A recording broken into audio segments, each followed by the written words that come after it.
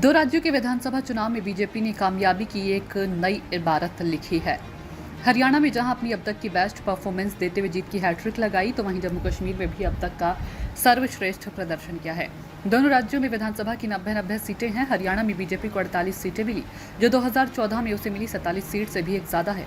जम्मू कश्मीर में से उसे 29 सीटें मिली, जो 2014 की उसकी बेस्ट परफॉर्मेंस 25 सीट से 4 ज्यादा हैं। हरियाणा में हैट्रिक और जम्मू में दमदार प्रदर्शन से एक झटके में एनडीए के भीतर बीजेपी के वक्त बदल गए, जज्बात बदल गए, हालात बदल गए। यकीन ना हो तो सहयोगियों के 2 ट्वीट देख लीजिए।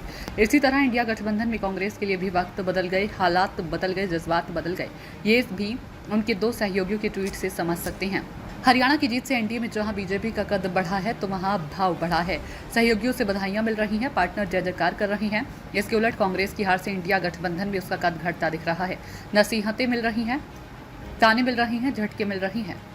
कोई अहंकार में नहीं आने की नसीहत दे रहा है, तो कोई उपचुनावों के लिए उसे नजरअंदाज करते हुए एक तरफा तरीके से अपने उम्मीदवारों के नाम का ऐलान कर रहा है।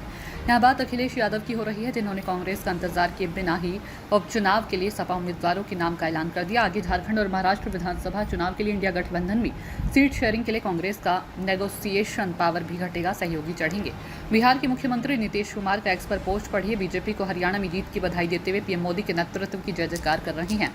अब बीजेपी के एक और सहयोगी उपेंद्र सिंह कुशवाहा के पोस्ट पर ध्यान दीजिए, तो ये तो नीतीश से भी 2 कदम आगे बढ़कर इंडिया गठबंधन पर झूठ और भ्रम के आधार पर राजनीतिक चालबाजी करने तक का आरोप जड़ दिया।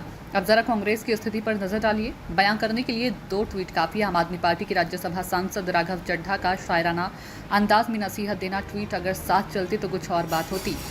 शिवसेना उद्धव ठाकरे के संजय राउत तो हरियाणा में कांग्रेस की हार के लिए ग्रैंड ओल्ड पार्टी के अहंकार को जिम्मेदार ठहरा दिया। कह रहे हैं कि कांग्रेस को लगा था कि वह खुद की ताकत के बूते ही जीत जाएगी, सहयोगियों की दरकार नहीं पड़ेगी। यह भी ज्ञान दे रहे हैं कि बीजेपी के साथ सीधी लड़ाई में कांग्रेस फुस हो जाती है। ट्वीट ही बताने को काफी है कि कैसे हरियाणा और जम्मू कश्मीर चुनाव के नतीजों ने बीजेपी और कांग्रेस को प्रभावित किया है। हार हुई है सर, हरियाणा में जिस तरह से कांग्रेस हारी है, आपने सामना के संपादकीय में भी लिखा है, हार का मतलब हार किस है? बात ऐसी है, हरियाणा के साथ जम्मू कश्मीर का भी चुनाव हो गया। जम्मू कश्मीर में भी 90 विधायक है और हरियाणा में भी 90 है ना, 90 है, 90 वाला मामला था ये। तो एक 190 50-50 नहीं 90-90 हो गया। एक 90 गया इंडिया गठबंधन के पास और दूसरा आया बीजेपी के पास। दोनों स्टेट का अपना अपना एक महत्व है, लेकिन बीजेपी के लिए जम्मू कश्मीर का महत्व सबसे ज्यादा रहा। 370 हटाया तो 2024 के चुनाव में प्रचार का मुद्दा रहा। मोदी जी तो और अमित शाह जी जगह जगह जाकर हमने कैसी मर्दानगी दिखाई और 370 को हटा दिया, लेकिन जहां से आपने हटाया वहां आप हार गए। आप देख लीजिए, आप हार गए। जम्मू कश्मीर में हम इसलिए जीते कि वहां इंडिया गठबंधन चुनाव लड़ रहा था, उमर अब्दुल्ला जी के या डॉक्टर फारूक अब्दुल्ला जी के नेतृत्व में इंडिया आघाड़ी का जो है वहां कांग्रेस उनके साथ है और भी होती है। हरियाणा में इंडिया गठबंधन नहीं बन पाया। हरियाणा में इंडिया गठबंधन नहीं बन पाया क्योंकि वहां कांग्रेस को लगता था कि बस हम अपने ताकत पर, अपने बलबूते पर जीतेंगे तो सत्ता में और कोई भागीदार नहीं चाहिए। तो हमारे जो मित्र है हुड्डा जी या कांग्रेस के नेता है, उनको लगा कि हम ही जीतेंगे।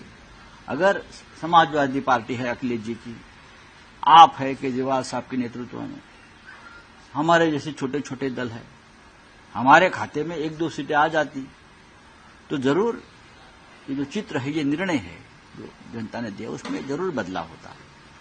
मैं ये मानता हूं कि भारतीय जनता पार्टी ने जो चुनाव लड़ा है वो बहुत ही बेहतरीन तरीके से लड़ा है। हारी हुई बाजी बीजेपी ने जीत ली, ये मान्य करना पड़ेगा।